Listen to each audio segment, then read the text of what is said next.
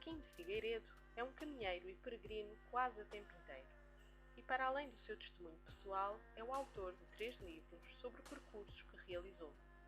O primeiro, Eu, Português Impuro, no Caminho Francês de Santiago, foi editado em 2010. Depois, em 2011, foi editado Segredos Revelados, uma viagem à ilha e as romarias quaresmais micaelenses. O último, de 2014, tem como tema o caminho dos 88 templos da ilha de Shikoku, no Japão, e resultou de uma viagem realizada em 2012. Contudo, foi em 2007 que eu fiz a primeira caminhada. E também obra do acaso. Eu fiz os planos para visitar o Peru e ao meu lado no avião, para lá, para Lima, sentou-se um peruano, um senhor, que me deu a conhecer o caminho Inca, de Cusco a Machu Picchu. E então eu fui fazer não fui preparado para fazer esse caminho, psicologicamente ou de outra forma qualquer, mas fui fazê-lo. Fui fazê-lo porque também foi fácil, era inscrever-me, não se pode fazer o caminho sozinho por causa da insegurança. Aliás, a polícia não deixa ninguém aventurar-se sozinho por esses caminhos. Temos obrigatoriamente que nos inscrever numa agência e depois os hotéis juntam aquelas pessoas todas e seguem caminho com carregadores e guias e não sei o quê. E foi fascinante. Eu fiquei apaixonado, embora muito difícil, foi muito difícil sem dúvida nenhuma, mas eu queria fazer mais.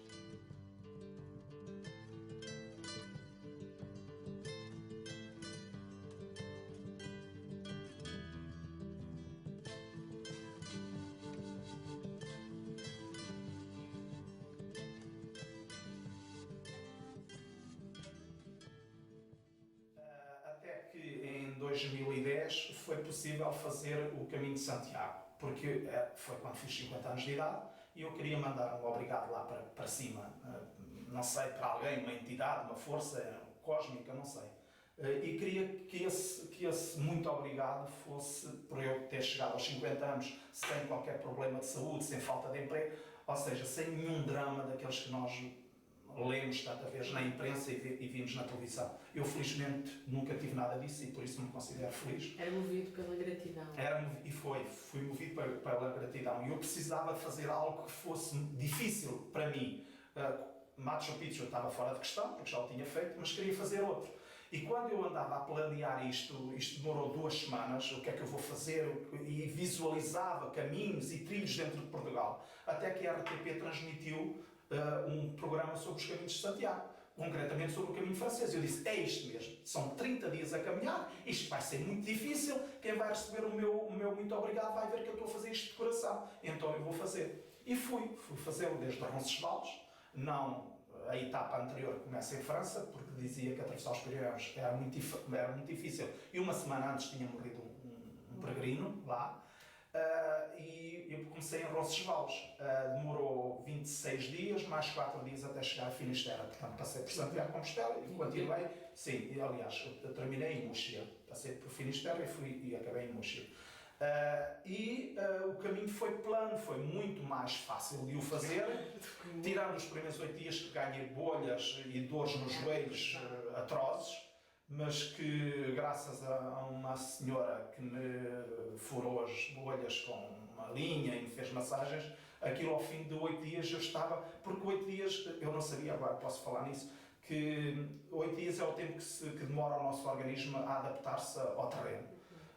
Ao fim de 8 dias o corpo já está habituado, é como o sistema alimentar, respiratório e tudo isso, tudo tem um prazo de adaptação e fisicamente o nosso organismo demora 8 dias a adaptar-se ao terreno, caminhando todos os dias, obviamente. E foi o que se passou. Ao fim de 8 dias foi facílimo. Eu fiquei a lamentar o caminho de ser tão fácil, porque eu queria era que fosse difícil para... Talvez seja por isso que é tão famoso na Europa. O caminho de peregrinação de Shikoku, Shikoku-Jumrei, é um caminho que passa por 88 templos associados ao monge budista Kobo Daishi. Na totalidade, e seguindo a rota oficial, este é um caminho com cerca de 1200 km. Para além dos 88 templos integrados na rota, existem outros 200, que de algum modo estão ligados ao caminho, a Kobo Daishi ou à peregrinação, ainda que não estejam abrangidos pela mesma classificação de património cultural protegido. O peregrino, Engrum, deverá realizar o seu percurso seguindo a numeração de 1 a 88 para obter benefício espiritual e boa sorte, e idealmente deverá fazê-lo a pé.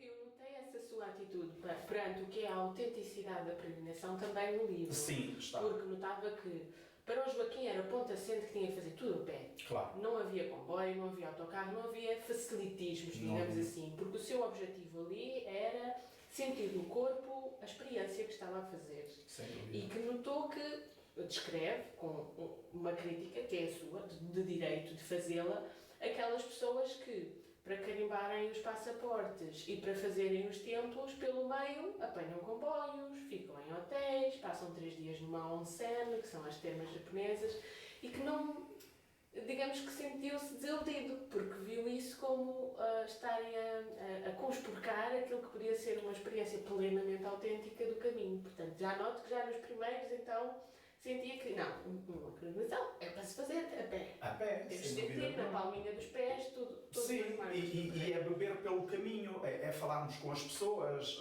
é vermos a história. Eu dói-me muito, eu já fiz 4 vezes o caminho português, uma a partir da porta da minha casa, portanto no Seixal, até Santiago de Compostela, e fiz mais 3 do Porto até Santiago de Compostela. Porque o caminho é mais bonito, porque há mais facilidades, há albergues, o que não acontece entre Lisboa e Porto, não há albergues. Temos que andar a solicitar aos bombeiros voluntários para ficar. A partir do Porto torna-se tudo muito mais fácil, não só pelas dormidas, como também pela comida. Há menus que os restaurantes fazem mais baratos, etc, etc. E dói-me, mas dói-me sinceramente, e posso dizer mesmo, dói-me a alma ver gente de todo o mundo, portanto, alemães, suíços, austríacos, ingleses, etc. Todos, até do Japão, né? E é verdade que 2 amigos meus japoneses que eu conheci no caminho vieram fazer. Disseram isso mesmo. Sim, e vieram fazer, a imprensa até focou a passagem deles para Portugal e o facto de virem agradecer o eu ter feito a peregrinação lá.